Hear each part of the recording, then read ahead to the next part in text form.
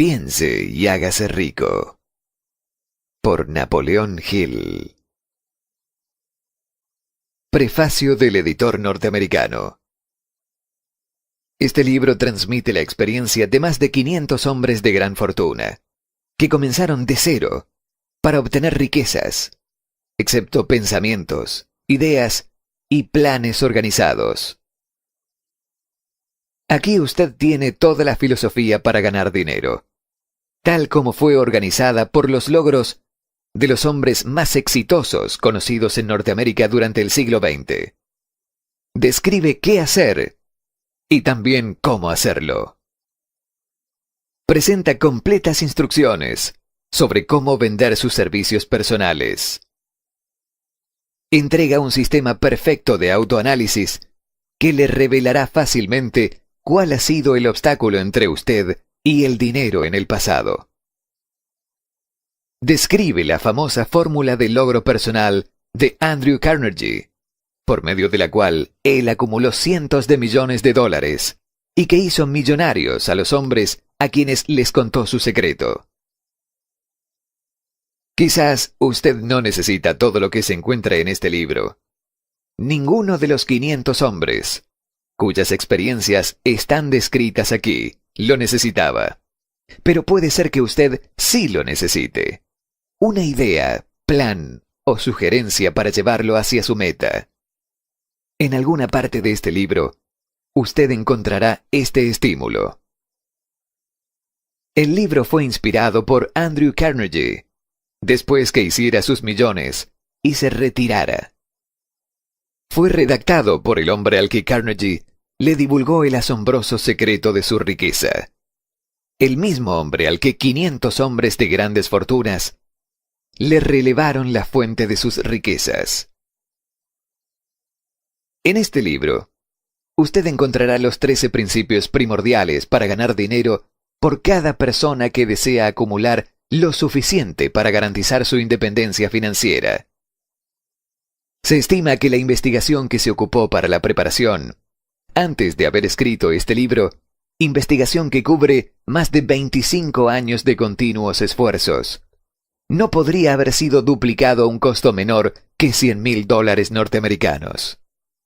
Por otra parte, el conocimiento contenido en el texto no se podrá duplicar nunca, a ningún costo, debido a que más de la mitad de los 500 hombres que suministraron la información han fallecido. Las riquezas no siempre pueden medirse en dinero. Hay grandes tesoros en las amistades duraderas, la armonía en las relaciones familiares, la simpatía y la comprensión entre las personas, y en la armonía interna que da la paz interior. Todos ellos valores mensurables en un plano más bien espiritual.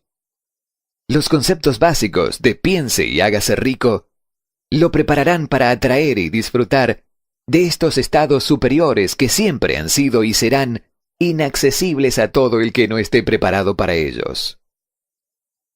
Cuando comience a poner en práctica los principios de piense y hágase rico, esté preparado para una existencia diferente, en la que no solo las dificultades y tensiones se suavizarán, sino que estará predispuesto a la acumulación de riquezas en abundancia. El editor. Prefacio del autor. En cada capítulo de este libro se revela el secreto que ha hecho fortunas para cientos de hombres extraordinariamente ricos, a quienes he analizado de manera exhaustiva durante muchísimos años. El secreto me lo señaló Andrew Carnegie hace más de medio siglo. El viejo escocés, sagaz y encantador, me lo entregó cuando yo era apenas un niño. Luego se sentó en la silla, con un asomo de alegría en la mirada, y me miró detenidamente para ver si yo había comprendido el significado cabal de lo que me acababa de decir. Al ver que yo había captado la idea, me preguntó si estaría dispuesto a pasarme 20 años o más preparándome para ofrecérselo al mundo, a hombres y mujeres que, sin esa información, podían llevar una vida de fracasos. Le respondí que sí, y con la ayuda del señor Carnegie, he mantenido mi promesa. Este libro contiene ese secreto, comprobado por centenares de personas de casi todas las clases sociales. Fue idea del señor Carnegie que esta fórmula mágica que le proporcionó una fortuna espléndida debía ponerse al alcance de quienes no tienen tiempo para investigar cómo ganan los hombres el dinero. Y fue su deseo que yo pusiera a prueba y demostrara la eficacia de la fórmula a través de la experiencia de hombres y mujeres de todas las esferas. Él opinaba que la fórmula debía enseñarse en todo establecimiento educacional, y expresaba la opinión de que, si fuese enseñada de manera óptima, revolucionaría el sistema educativo al punto de que el tiempo que pasamos en la escuela se vería reducido a menos de la mitad.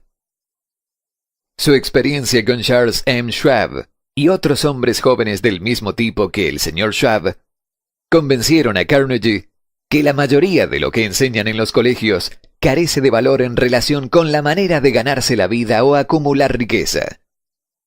Llegó a esta conclusión debido a que él ha llevado a su negocio un joven después del otro, muchos de ellos con poca educación, y al adiestrarlos en el uso de esta fórmula, desarrolló en ellos un raro liderazgo.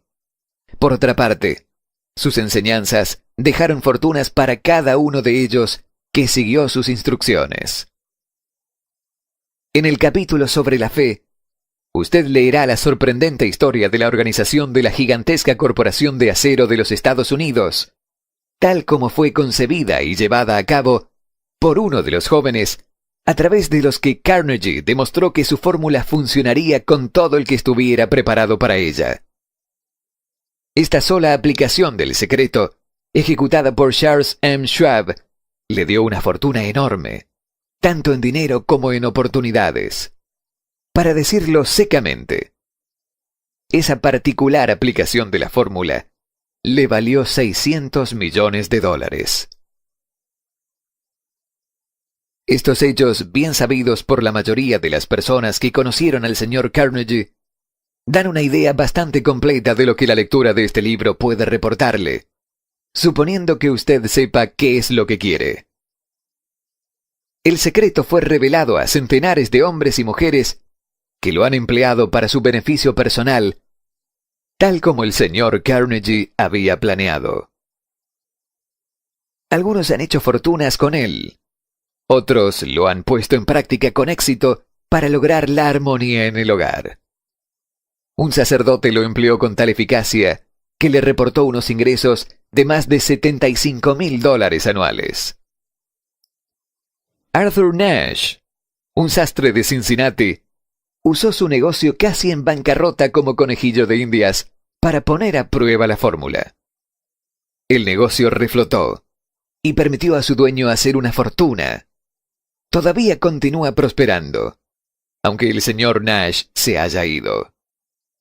El experimento resultó tan sorprendente que los medios de comunicación le hicieron publicidad por valor de más de $1 millón. El secreto fue revelado a Stuart Austin Weir, de Dallas, Texas. Él estaba preparado para recibirlo hasta el punto de incluso abandonar su profesión y ponerse a estudiar leyes. Que si tuvo éxito, también relatamos esa historia. Le otorgué el secreto a Jennings Randolph el día que se graduó de la universidad, y él lo ha usado en forma tan exitosa que ahora está en su tercer periodo como miembro del Congreso, con una excelente probabilidad de seguir usándolo hasta llegar a la Casa Blanca. Cuando trabajaba como director de publicidad de la Salle Extension University, que entonces era apenas algo más que un nombre, tuve el honor de ver cómo J.G. Chaplin, presidente de la universidad, usaba la fórmula con tanto éxito que hizo de la Salle una de las universidades a distancia más importantes del país. El secreto al que me refiero es mencionado no menos de un centenar de veces a lo largo de este libro. No se lo nombra directamente, ya que parece funcionar con más éxito cuando se lo descubre y surge evidente. Cuando quienes están preparados pueden percibirlo en su búsqueda. Por eso, el señor Carnegie me lo señaló de forma tan discreta, sin darme su nombre específico. Si usted está preparado para ponerlo en práctica, reconocerá este secreto al menos una vez en cada capítulo. Me gustaría tener el privilegio de señalarle cómo sabrá si está preparado, pero eso le privaría de muchos de los beneficios que recibirá cuando haga el descubrimiento según su criterio personal. Mientras estaba escribiendo este libro, mi propio hijo, que en ese momento estaba terminando su último año de su trabajo de universidad, tomó el manuscrito del capítulo 2, lo leyó y descubrió el secreto. Ocupó la información en forma tan efectiva que pasó directamente a una posición de responsabilidad, a un salario inicial mayor que lo que el hombre promedio nunca podrá ganar. Su historia se ha descrito brevemente en el capítulo 2. Cuando usted lo lea, tal vez se despedirá de cualquier sentimiento que haya albergado sobre la aparente grandilocuencia del libro. Si ha estado desanimado o ha tenido que superar inusuales problemas, si tras varios intentos ha fracasado, si se ha visto menoscabado por la enfermedad o por defectos físicos, la historia del descubrimiento de mi hijo y la aplicación de la fórmula Carnegie pueden demostrarle que en el desierto de la esperanza perdida existe el oasis que ha estado buscando. Este secreto fue utilizado por el presidente Woodrow Wilson durante la Primera Guerra Mundial. Fue revelado a cada soldado que luchó en el frente, cuidadosamente transmitido en el entrenamiento que recibieron antes de ir a pelear. El presidente Wilson me dijo que esto fue un factor importante en la obtención de los fondos necesarios para la guerra. Hace más de 20 años atrás, John Manuel L. Quison, en ese entonces comisionado residente para las Islas Filipinas, fue inspirado por el secreto de ganar libertad para su pueblo. Él ganó libertad para las islas y fue su primer presidente en un estado libre.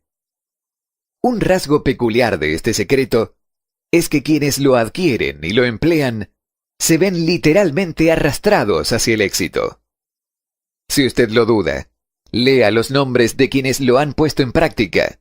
Donde sea que se mencionen, constate sus logros y se convencerá.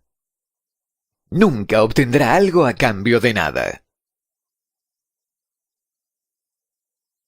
El secreto al que me refiero no se puede recibir sin pagar un precio. La educación no tiene nada que ver aquí.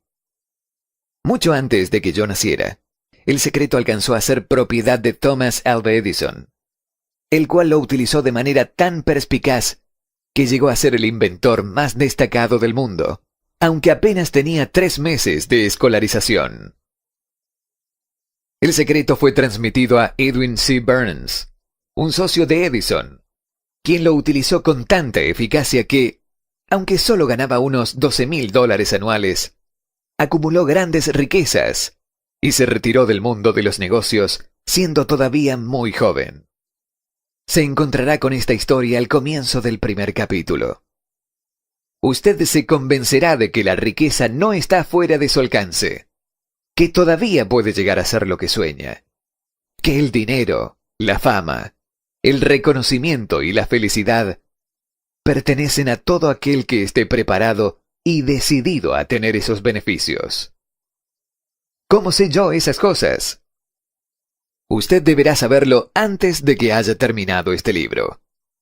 Quizás lo descubra en el primer capítulo o en la última página. Mientras llevaba a cabo una tarea de 20 años de investigación, con la que me había comprometido a instancias del señor Carnegie, analicé a centenares de hombres famosos, y muchos de ellos admitieron que habían acumulado sus vastas fortunas mediante la ayuda del secreto de Carnegie. Entre aquellos hombres se encontraban Henry Ford, Cyrus H. Curtis, Theodore Roosevelt, Arthur Brisbane, William Wrigley Jr., George Eastman, John W. Davis, Charles M. Schwab, John Wanamaker, Harris F. Williams, Elbert Hubbard, Woodrow Wilson, James J. Hill, Dr. Frank, Wilbur Wright Gonzalez, George S. Parker, William Howard Taft, William Jennings, Daniel Wheeler Bryan, Luther Burbank, E. M. Stadler, King Gillette, Dr. David Starr, Edward W. Buck Jordan, Arthur Nash, F. W. Woolworth, Senador Jennings, Stuart Austin, Randolph Beer, Clarence Darrow, Ralph A. Weeks, Henry L. Doherty, Frank A. Munsey, J. Ogden Armour, Juez, Daniel T. Wright, Elbert H. Gary, Coronel Robert A., John D. Rockefeller, Dr. Alexander Dollar, Dr. Frank Crane, Graham Bell, Edward A. Phelan, Thomas A. Edison, George M. Alexander, John H. Patterson, Edwin C. Burns, Frank A. Vanderlip, J. G. Chaplin, Julius Rosenwald. Estos nombres representan apenas una pequeña parte de los centenares de estadounidenses renombrados cuyos logros, sean financieros o de otra índole, demuestran que quienes entienden y aplican el secreto de Carnegie logran posiciones elevadas en la vida. No he conocido a alguien que, inspirado por el secreto, no alcanzara un éxito notable en el campo de su elección. Jamás conocí a ninguna persona distinguida, ni que acumulara riquezas de ninguna índole, que no estuviese en conocimiento del secreto. A partir de estos dos hechos, he llegado a la conclusión de que el secreto es más importante, como parte del conocimiento esencial para la autodeterminación, que cualquier otro concepto que uno reciba por medio de lo que se conoce como educación. En todo caso, ¿qué es la educación? Esto ha quedado explicado con todo detalle. En relación a la enseñanza, muchos de estos hombres tuvieron muy poca. John Wanamaker me contó una vez que con la poca educación con la que partió, él logró adquirir su fortuna de la misma forma como una locomotora moderna carga agua, al vaciarla a medida que funciona. Henry Ford nunca llegó a la enseñanza media, menos a la universidad. Yo no estoy intentando disminuir el valor de la educación formal, pero sí estoy tratando de expresar mi creencia de que aquellos que dominan y aplican el secreto llegarán a altas posiciones, acumularán riquezas y negociarán con la vida bajo sus propios términos, incluso si su enseñanza ha sido escasa. En alguna sección del libro, a medida que vaya leyéndolo, el secreto al cual me refiero resaltará en la página y se tornará evidente ante usted, si está preparado para ello. Cuando aparezca, lo reconocerá. Tanto si capta la señal en el primero o en el último capítulo. Deténgase un momento cuando se le presente y celébrelo, porque esa ocasión representará el hito más importante de su existencia. Ahora pasamos al capítulo 1 y a la historia de mi querido amigo, que generosamente ha reconocido haber visto la señal mística y cuyos logros comerciales son evidencia suficiente. A medida que lea su historia, así como la de otros, Recuerde que ellas tratan sobre los importantes problemas de la vida y la experiencia de las personas que surgen de un intento por ganarse la vida. Encontrar la esperanza, coraje, satisfacción y paz mental. Acumular riquezas y disfrutar de la libertad de cuerpo y espíritu. Recuerde, a medida que avance en la lectura, que todo esto tiene que ver con hechos y no con ficción, y que su propósito consiste en transmitir una gran verdad universal mediante la cual quienes estén preparados podrán enterarse de qué hacer y cómo hacerlo. También recibirán el estímulo necesario para dar el primer paso. Como recomendación final de preparación antes de que empiece el primer capítulo, puedo ofrecerle una breve sugerencia que tal vez le dé una clave para reconocer el secreto de Carnegie. Esta es: todo logro, toda riqueza ganada, tiene su principio en una idea. Si usted está preparado para el secreto, ya posee la mitad. Por lo tanto, reconocerá la otra mitad con facilidad en el momento en que lo acepte su mente. El autor. Capítulo 1. Introducción.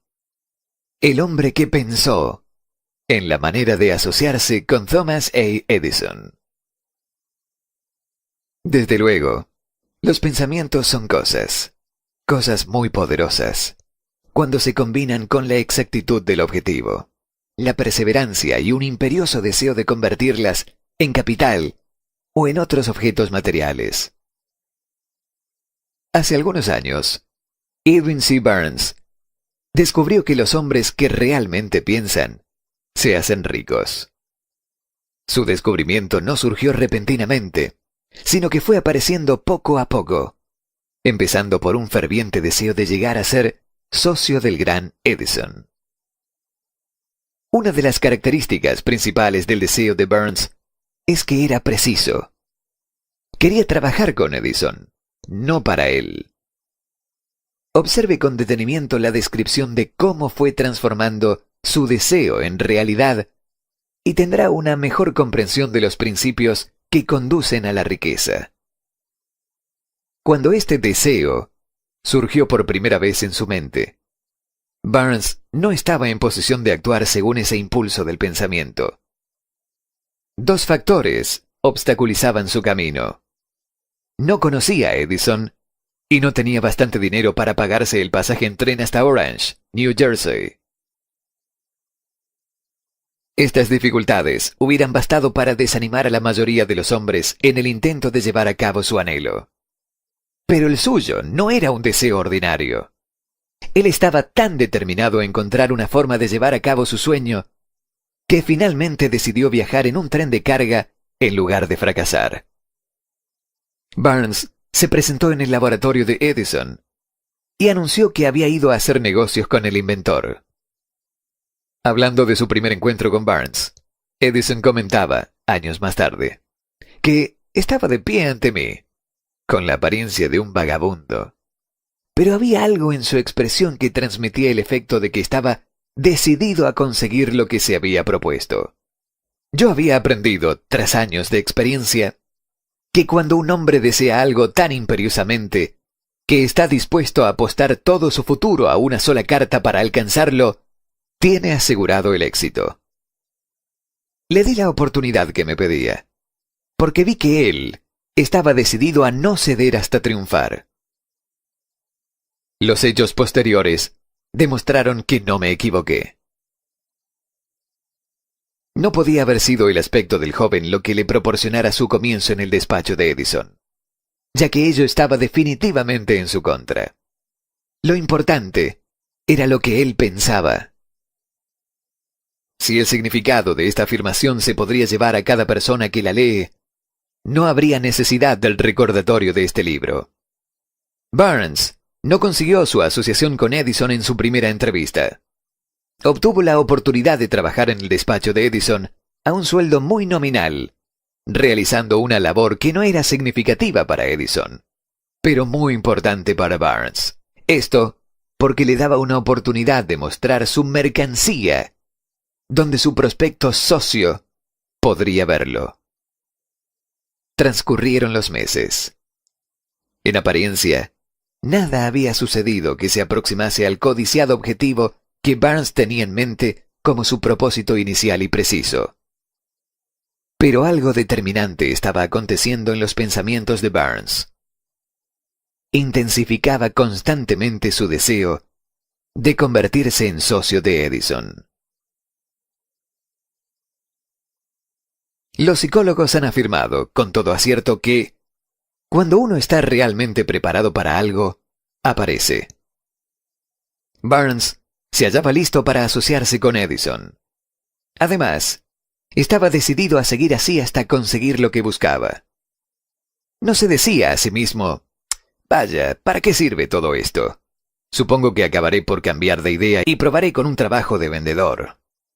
En cambio, se decía, he venido aquí a asociarme con Edison, y eso es lo que haré aun cuando me lleve el resto de mi vida. Estaba convencido de ello. ¿Qué historia tan diferente contarían los hombres si adoptaran un propósito definido y mantuvieran ese propósito hasta que el tiempo lo convirtiese en una obsesión? Quizás el joven Barnes no lo supiera en aquel entonces, pero su determinación imperturbable, su perseverancia en mantenerse firme en su único deseo, estaba destinada a acabar con todos los impedimentos y a proporcionarle la oportunidad que buscaba. Cuando la ocasión llegó, esta surgió de una forma disímil y desde una dirección distinta de las que Barnes había esperado. Ese es uno de los trucos de la oportunidad. Tiene el curioso hábito de asomar por la puerta de atrás y, a menudo, viene disimulada con la forma del infortunio o de la derrota temporal. Tal vez por eso hay tanta gente que no consigue reconocerla.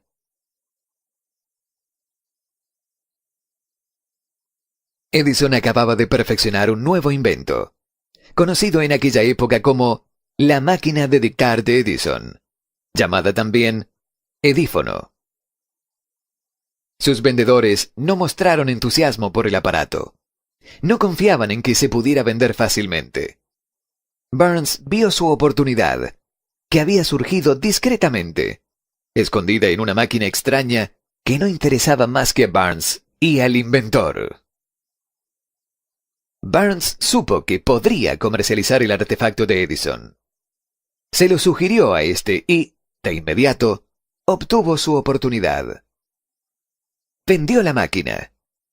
En realidad, lo hizo con tanto éxito que Edison le dio un contrato para distribuirla y venderla por todo el país.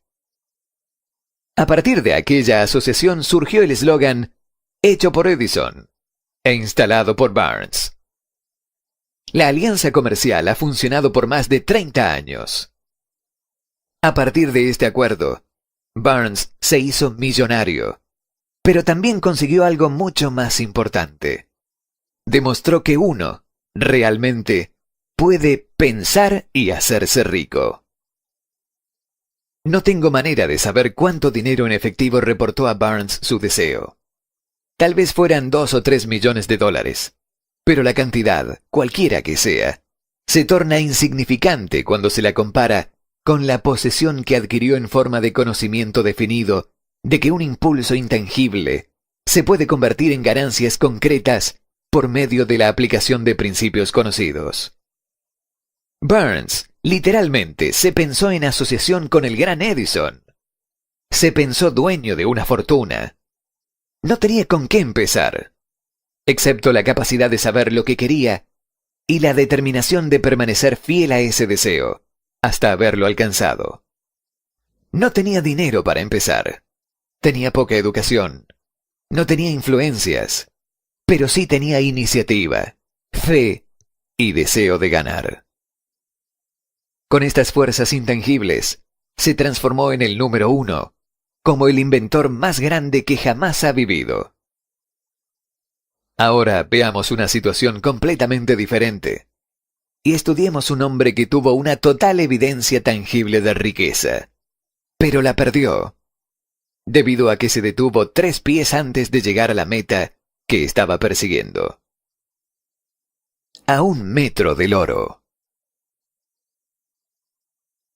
Una de las causas más comunes del fracaso es el hábito de abandonar cuando uno se ve preso de un fracaso temporal.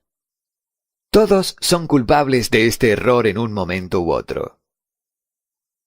Un tío de R.B. Derby se vio ilusionado con la fiebre del oro, en los días en que era una condición endémica. Se fue al oeste a cavar para hacerse rico. No sabía que se ha sacado más oro de los pensamientos de las personas que de la tierra. Obtuvo una licencia y se fue a trabajar con el pico y la pala. El camino era dificultoso, pero su deseo de oro era categórico. Después de varios meses de trabajo, obtuvo la recompensa de descubrir una veta de brillante mineral. Necesitaba maquinaria para extraer el elemento. Con discreción, cubrió la mina, volvió sobre sus pasos a su hogar en Williamsburg, Maryland, y les contó a sus parientes y a algunos vecinos del hallazgo. Todos reunieron el dinero necesario para la maquinaria y la enviaron a la mina. Derby y su tío volvieron a trabajar en ella. Extrajeron el primer carro de mineral y lo mandaron a un fundidor. Las utilidades demostraron que poseían una de las minas más ricas de Colorado. Con unos pocos carros más de mineral, saldarían todas las deudas. Entonces empezarían a ganar dinero en grande. Hacia abajo fueron los taladros. Muy altos llegaron las esperanzas de Derby y de su tío. Entonces ocurrió algo.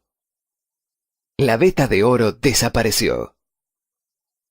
Habían llegado al final del arco iris, y la olla de oro no estaba allí. Perforaron en un desesperado intento por encontrar la veta nuevamente, pero fue en vano. Finalmente, acordaron abandonar. Vendieron la maquinaria a un chatarrero por unos pocos cientos de dólares y tomaron el tren de vuelta a casa. El chatarrero llamó a un ingeniero en minas para que observara la mina e hiciera una inspección. El ingeniero informó que el proyecto había fracasado porque los dueños no estaban familiarizados con las vetas falsas. Sus cálculos indicaban que la veta reaparecería a 1 metro de donde los Derby habían dejado de perforar. Allí fue exactamente donde fue hallada. El chatarrero extrajo millones de dólares en oro de aquella mina porque supo buscar el asesoramiento de un experto antes de renunciar. La mayor parte del dinero que entró en el mecanismo fue adquirida a través de los esfuerzos de R.U. Derby, que en ese entonces era un hombre muy joven. El dinero vino de sus parientes y vecinos, debido a la fe que le tenían. Él devolvió cada dólar de este, a pesar de que le tardó muchos años. Tiempo después, Derby se recuperó sobradamente de su pérdida, cuando descubrió que el deseo se puede transmutar en oro. Eso le ocurrió después de que entrara en el negocio de la venta de seguros de vida. Recordando que había perdido una inmensa fortuna por haber dejado de perforar a 1 metro del oro, Derby aprovechó esa experiencia en el trabajo que había elegido, con el sencillo método de decirse a sí mismo: me detuve a 1 metro del oro, pero nunca me detendré porque me digan no cuando yo intente venderles un seguro. Derby se convirtió en uno de los pocos hombres que venden $1 millón anuales en seguros. Su perseverancia se la debía a la lección que había obtenido de su deserción en el negocio de la minería. Antes de que el éxito aparezca en la vida de cualquier persona, es seguro que éste se encontrará con muchas frustraciones temporales, y tal vez con algún fracaso. Cuando la frustración se adueña del hombre, lo más fácil y lógico que puede hacerse es retirarse. Es lo que la mayoría hace. Más de 500 de los hombres más prósperos que han conocido los Estados Unidos le dijeron al autor que sus mayores éxitos surgieron un paso más allá del punto en que la frustración se había apoderado de ellos. El fracaso Es un patrañero con un mordaz sentido de la ironía y la malicia. Goza haciéndonos tropezar cuando el éxito está casi a nuestro alcance. Una lección de persistencia, de 50 centavos. Poco después de que Darby se doctorase en la Universidad de los Tropiezos y decidiera aprovechar su experiencia en el asunto de la mina de oro, tuvo la buena suerte de estar presente en una ocasión que le demostró que la palabra no significa necesariamente no. Una tarde, asistía a su tío a moler trigo en un viejo molino. Este dirigía una gran granja, donde vivían algunos granjeros arrendatarios de color. La puerta se abrió silenciosamente, y una niña de color, hija de uno de los arrendatarios, entró y se paró junto a la puerta. El tío levantó la vista, miró a la niña y gritó con rudeza: ¿Qué quieres? Mi mamá dice que le mande 50 centavos, respondió humilde la niña. Ni hablar, replicó el tío. Y ahora vete a tu casa. Sí, señor, dijo la niña, pero no se movió. El tío siguió con su trabajo, tan ocupado que no prestó atención a la niña y no se dio cuenta de que seguía ahí. Cuando volvió a levantar la vista y la vio allí parada, gritó: «He dicho que te marches a tu casa. Ahora, vete o te daré una paliza». «Sí, señor», dijo la niña, pero siguió inmóvil. El tío dejó un saco de grano que estaba por echar en la tolva del molino. Cogió una tablilla de barril y empezó a acercarse a la niña con una expresión poco tranquilizadora. Darby contuvo el aliento. Estaba seguro de encontrarse a punto de presenciar un asesinato. Sabía que su tío tenía un carácter tremendo. Cuando su tío llegó donde estaba la niña, ella dio un rápido paso al frente. Le miró a los ojos y gritó con todas sus fuerzas: «Mi mamá necesita esos 50 centavos». El tío se detuvo, la miró unos instantes y luego dejó lentamente la tablilla de barril a un lado. Se metió la mano en el bolsillo, sacó $0.50 y se lo ofreció a la niña. Ella tomó el dinero y se encaminó despacio hacia la puerta, sin quitar los ojos del hombre al que acababa de derrotar. Después de que la niña se hubo ido, el tío se sentó en una caja y permaneció mirando por la ventana durante más de 10 minutos. Estaba cavilando, sorprendido, sobre la derrota que acababa de sufrir. Darby también se hallaba reflexivo. Esa era la primera vez en su vida que había visto a un niño de color dominar a un blanco adulto. ¿Cómo lo había hecho? ¿Qué le había ocurrido a su tío para que perdiera su ferocidad y se volviera dócil como un cordero? ¿Qué extraño poder había empleado esa niña para hacerse dueña del momento? Estas y otras preguntas similares llenaban la mente de Darby, pero no halló las respuestas hasta muchos años después, cuando me relató la historia. Curiosamente, el relato de esa extraña experiencia la escuché en el viejo molino, el mismo sitio donde su tío recibió la lección. Extraordinariamente también, dediqué casi un cuarto de siglo al estudio del poder que le permitía a una analfabeta niña de color conquistar a un adulto inteligente. En aquel polvoriento y viejo molino, el señor Darby me relató la historia del extraño triunfo y terminó preguntándome: ¿cómo entiende esto? ¿Qué oculto poder guardaba esa niña para dominar por completo a mi tío? La respuesta a esa interrogante la encontrará en los principios que se describen en este libro. La respuesta es categórica y completa.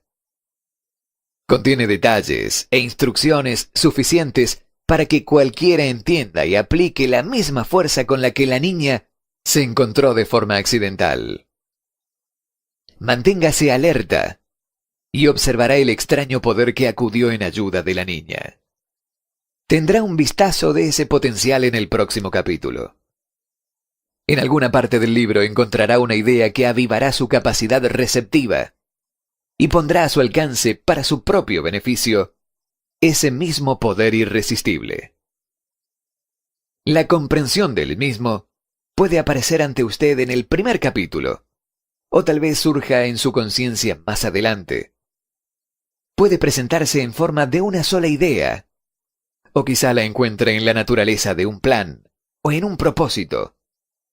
Una vez más, puede hacerle volver sobre sus pasadas experiencias de frustración o de fracaso, para aportar alguna lección mediante la cual usted recupere todo lo que había perdido en su derrota. Después de haberle explicado al señor Darby el poder que la niña de color había empleado, quizás sin saberlo, él repasó de inmediato sus 30 años de experiencia en la venta de seguros de vida y estuvo francamente de acuerdo en que su éxito en ese campo se debía, en gran parte, a la lección que había aprendido de la muchacha. El señor Darby señaló: cada vez que un posible comprador trataba de deshacerse de mí, sin hacerse el seguro, yo visualizaba a la niña, parada en el viejo molino, con sus ojazos desafiantes, y me decía a mí mismo: tengo que conseguir esta venta. La mejor parte de las ventas que he hecho han sido a personas que me habían dicho que no. El señor Darby asimismo recordó su error al detenerse a un escaso metro del oro. Pero esa experiencia tenía una bendición oculta. Me enseñó a seguir perseverando sin importar las dificultades. Fue una lección que necesité aprender antes de lograr éxito en cualquier ámbito. Esta historia del señor Darby, de su tío, de la niña y de la mina de oro, probablemente la leerán centenares de hombres que se ganan la vida como vendedores de seguros de vida. Y el autor desea ofrecer a ellos la sugerencia de que Darby le debe a esas dos experiencias su capacidad para vender más de $1 millón anuales en seguros de vida. La vida es extraña y a menudo inestimable. Ambos, los éxitos y fracasos, tienen su origen en experiencias. Las del señor Darby fueron bastante comunes y triviales y, no obstante, contienen la clave de su destino en la vida. Por eso fueron tan importantes para él como su propia vida. Sacó partido de ellas porque las analizó y supo encontrarles la enseñanza. Pero, ¿qué pasa con el hombre que no cuenta con el tiempo ni la inclinación para estudiar el fracaso en busca del conocimiento que pueda conducirlo al éxito? ¿Dónde y cómo va a aprender el arte de convertir los errores en escalones hacia la oportunidad? Para responder a esas interrogantes, se ha escrito este libro. La respuesta se expone en una descripción de 13 principios. Mas recuerde, a medida que vaya leyendo, que la respuesta que quizás está usted buscando a las preguntas que le han hecho reflexionar sobre los misterios de la vida, puede encontrarla en usted mismo, a través de alguna idea, plan o propósito que tal vez surja en su cerebro durante la lectura. Todo lo que se necesita para alcanzar el éxito es una buena idea. Los principios descritos en este texto contienen medios y formas de crear ideas útiles. Antes de seguir adelante con nuestro enfoque para detallar estos principios, creemos que vale la pena recibir esta importante sugerencia. Cuando las riquezas empiezan a aparecer, lo hacen con tanta rapidez y en tal abundancia, que uno se pregunta dónde habían estado ocultas durante todos esos años de penurias. Esta es una afirmación asombrosa, Y tanto más, si tenemos en cuenta la creencia popular de que la fortuna premia solo a quienes trabajan mucho durante demasiado tiempo. Cuando usted comience a pensar y a hacerse rico, observará que la riqueza surge de un estado mental, con un propósito determinado, con poco trabajo duro o sin trabajo duro alguno. Usted o cualquier otra persona puede estar interesado en saber cómo adquirir ese estado mental que atraerá la riqueza. He pasado 25 años investigando, analizando a más de 25.000 personas, porque también yo quería saber cómo los ricos llegan a ser ricos. Sin esa investigación, este libro no podría haber sido escrito. Deténgase aquí en una verdad muy significativa. La depresión financiera de 1929 continuó registrando un récord de destrucción, hasta que un tiempo después llegó al poder el presidente Roosevelt. Luego, la depresión fue desapareciendo. Al igual que cuando un eléctrico en un teatro enciende las luces tan gradualmente que la oscuridad se hace luz antes que usted se percate de ello. Así lo hizo el período del miedo en las mentes de las personas, que gradualmente se desvaneció y se convirtió en fe.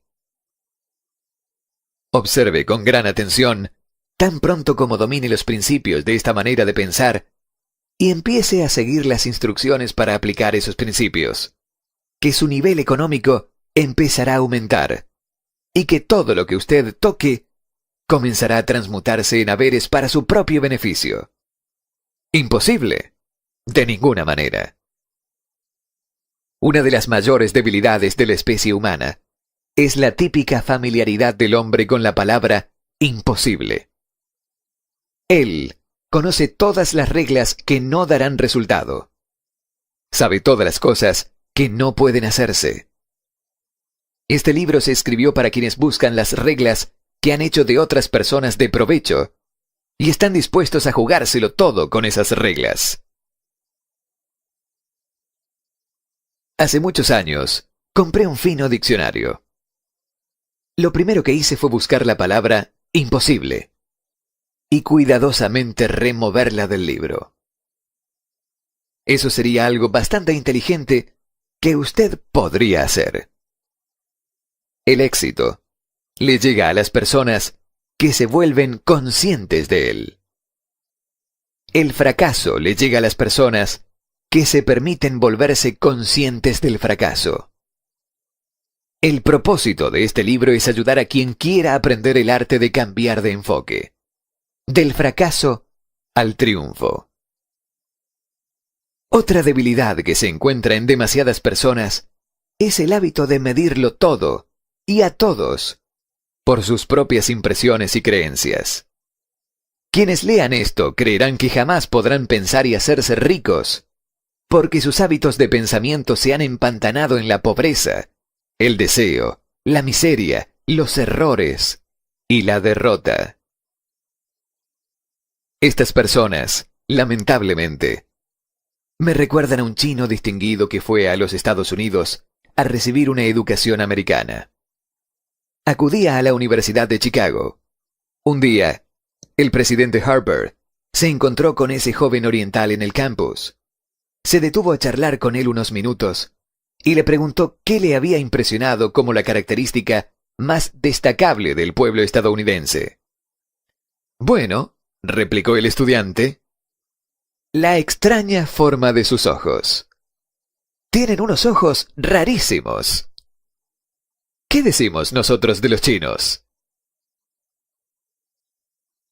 Nos negamos a creer lo que no entendemos. Pensamos neciamente que nuestras propias limitaciones son el patrón adecuado de las limitaciones. Por supuesto, los ojos de los demás son rarísimos, porque no son como los nuestros. Millones de personas ven los logros de Henry Ford después que él llegó y lo envidian, debido a su buena fortuna, suerte o genio o lo que sea a lo que se debe la fortuna de Ford. Quizás una persona de cada cientos de miles saben el secreto del éxito de Ford. Y aquellos que lo conocen son muy modestos o muy reticentes a hablar sobre ello, debido a su simplicidad. Una sola transacción ilustraría el secreto perfectamente.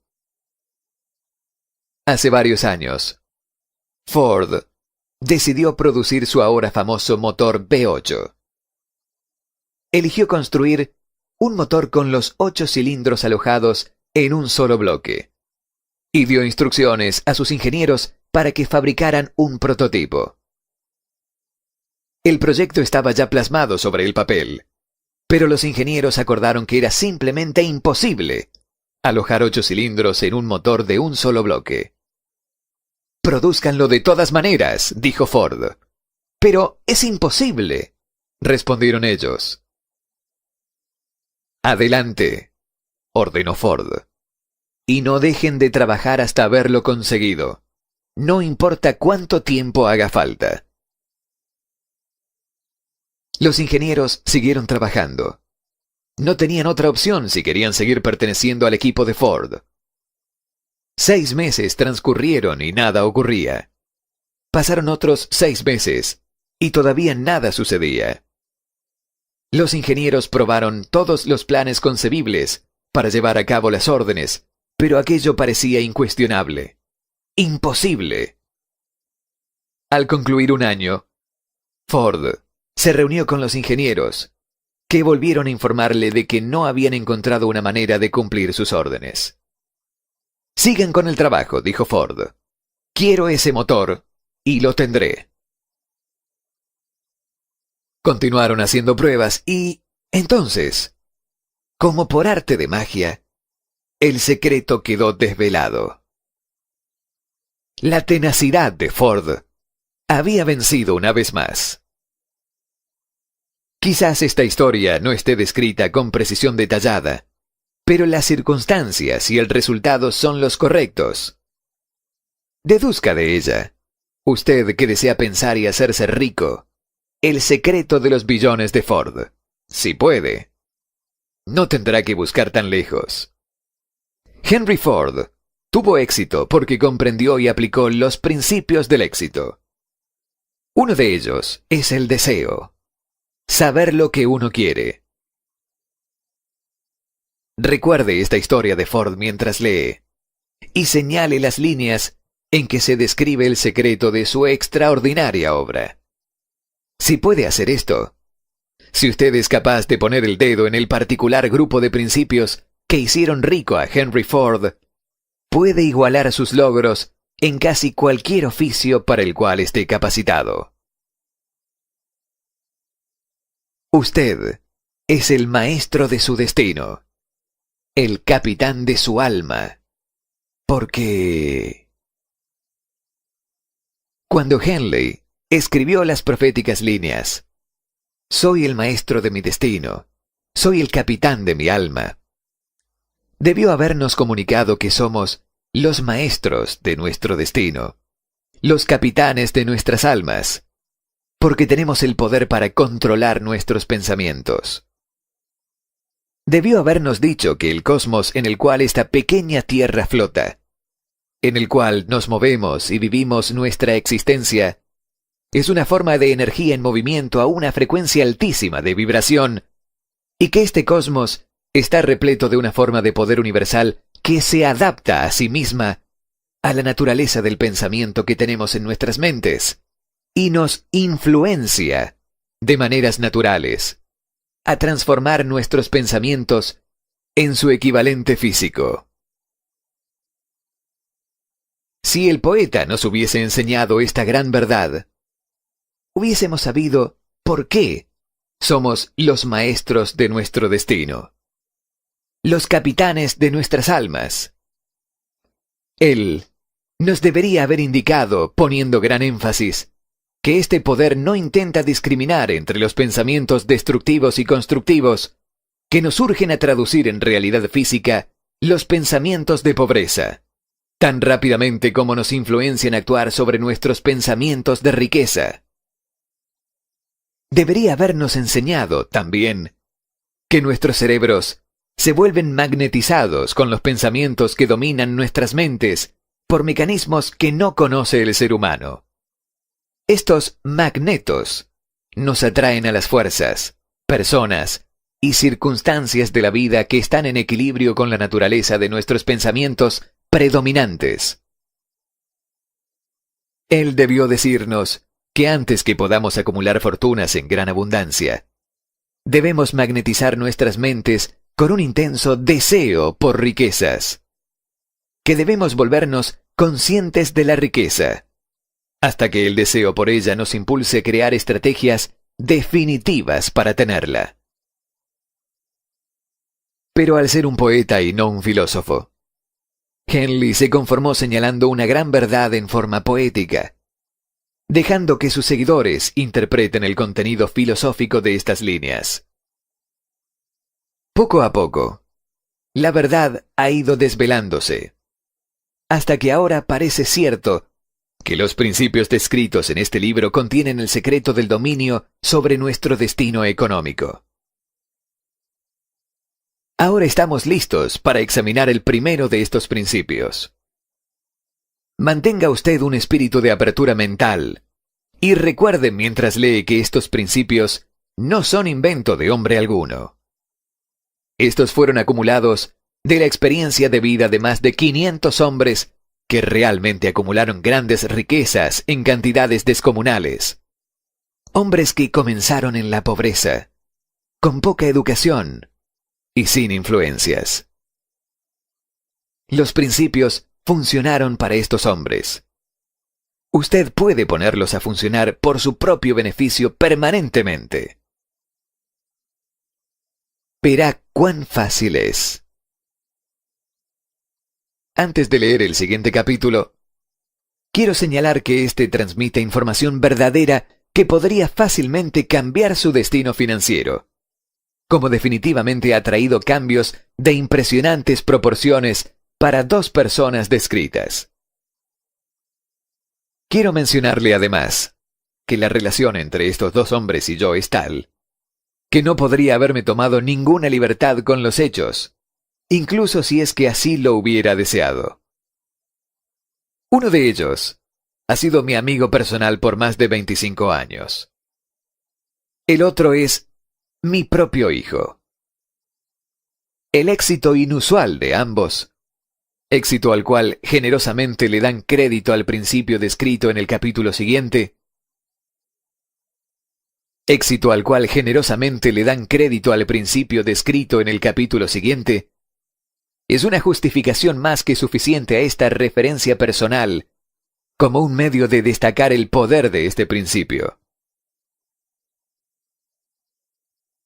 Hace más de 25 años, pronuncié un discurso en la ceremonia de graduación en el Salem College en Salem, Virginia Oeste. Enfaticé el principio detallado en el capítulo siguiente con tanta pasión que uno de los miembros de la clase que se graduaba se apropió del mismo, haciéndolo parte de su filosofía de vida. Este hombre es hoy parte del Congreso y un elemento importante para la presente administración de Franklin D. Roosevelt. Justo antes de que este libro fuera entregado al editor, él me escribió una carta en la que expresa claramente su opinión sobre el principio delineado en el capítulo siguiente. Decidí publicar su carta como introducción a dicho capítulo. Esta entrega una idea de los beneficios que le aguardan. Estimado Napoleón, mi servicio como miembro del Congreso me ha entregado una visión más profunda sobre los problemas de hombres y mujeres. Estoy escribiendo para ofrecer una sugerencia que puede ser de ayuda a millares de personas. Con disculpas, debo asegurar que el consejo, si se actúa de acuerdo a él, significará varios años de trabajo y responsabilidad para usted. Sin embargo, hago la sugerencia debido a que conozco su gran amor por ofrecer un servicio útil. En 1922, usted pronunció un discurso en la ceremonia de graduación en el Salem College, fecha en la cual yo era miembro de dicha clase. En aquel discurso, usted sembró en mi mente una idea que ha sido responsable de la oportunidad que yo tengo ahora de servir a la gente de mi patria y que será responsable, en gran medida, de cualquier éxito que pueda lograr en el futuro.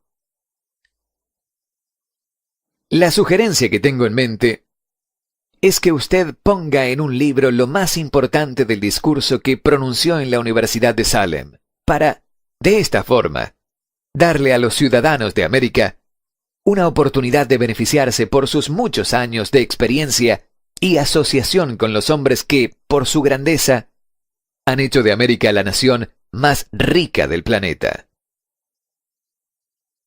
Recuerdo como si fuese ayer la maravillosa descripción que entregó del método con el cual Henry Ford, con muy pocos estudios, sin $1, sin amigos influyentes, ascendió a grandes alturas. Entonces, decidí, incluso antes de que usted hubiera acabado su discurso, que me haría un lugar en la vida, sin que importara cuántas penurias tuviera que afrontar. Miles de jóvenes terminarán sus estudios universitarios este año. Y en los años venideros, cada uno de ellos estará buscando un mensaje tan alentador como el que yo recibí de usted. Querrán saber dónde ir, qué hacer, cómo lanzarse a la vida. Usted puede decírselo, porque ha ayudado a resolver los problemas de muchas personas.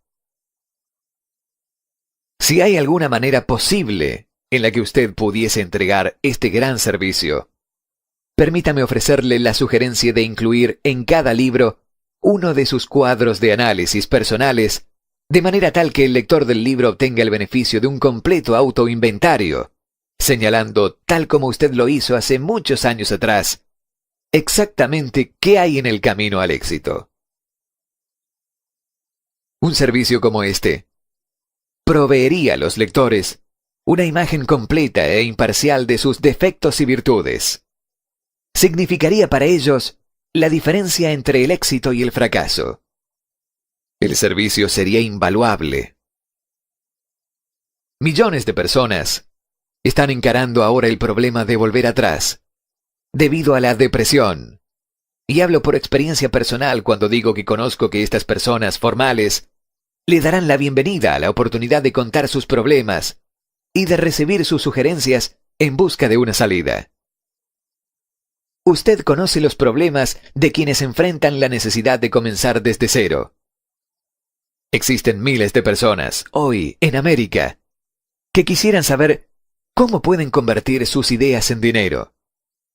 Gente que debe comenzar con mucha dificultad, sin financiamiento, y amortizar sus pérdidas. Si alguien puede ayudarles, es usted. Si publica el libro, me gustaría tener el primer ejemplar que salga de la imprenta, autografiado por usted. Con mis mejores deseos, créame, cordialmente suyo. Jennings Randolph.